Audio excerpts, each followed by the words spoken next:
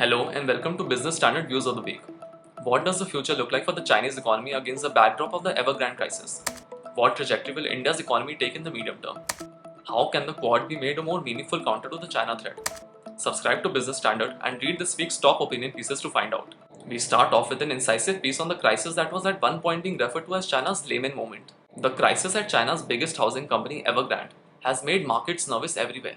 The course of events now will be decided by Beijing's perception of financial contagion and systemic risk. But whether or not the behemoth survives, what will the future look like for the world's second largest economy? And how will this crisis and broader economic conditions in China impact the global economy and the world of finance? Answering these questions in his latest column, T.N. Nennan explains the much larger problem facing China, of which Evergrande is just a small part.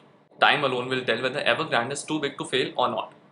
Meanwhile, sticking to the topic of challenges emanating from China, we bring you an editorial comment on the direction in which the Quad should head, as it seeks to address Beijing's growing assertiveness.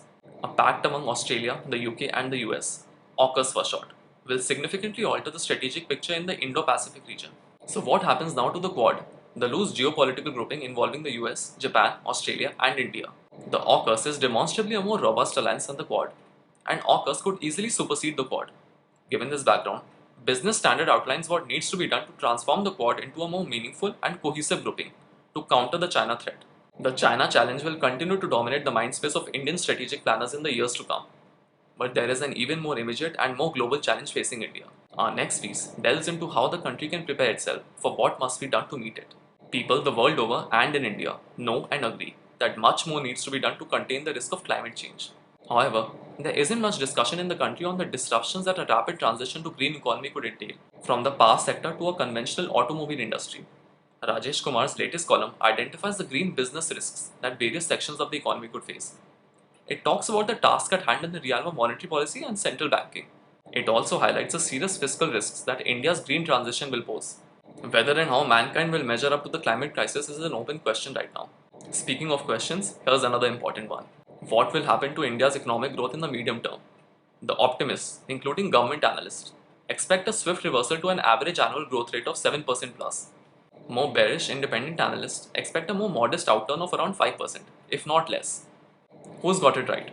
In his latest column, Shankar Acharya analyzes diverse factors such as COVID's scarring effects, the policy initiatives undertaken by the government in the past 2 years, and the change of course in the trade policy to arrive at an answer.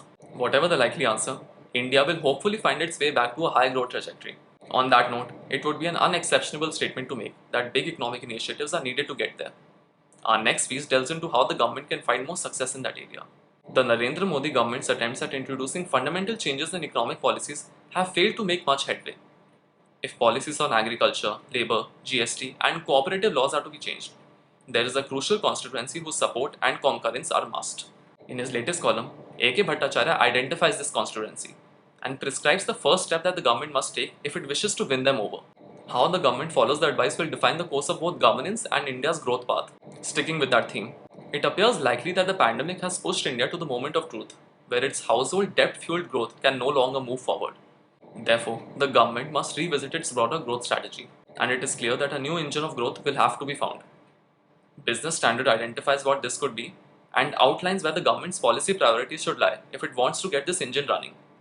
Hopefully, India's stalled growth engines will spring back to life. But moving on, we bring this episode of BS Views of the Week to a close with an interesting political analysis. The crucial Uttar Pradesh Assembly elections are due in March next year, just 6 months from now.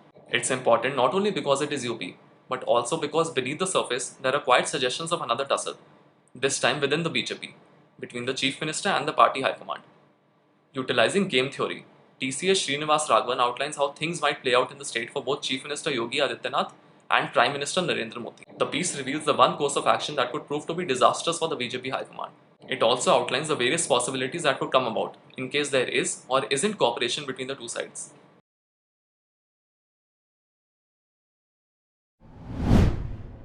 If you like this video, share it and subscribe to Business Standard. For more news, views and insights, log on to www.business-standard.com. Do also follow us on YouTube, Twitter, Facebook, Instagram, Telegram and LinkedIn.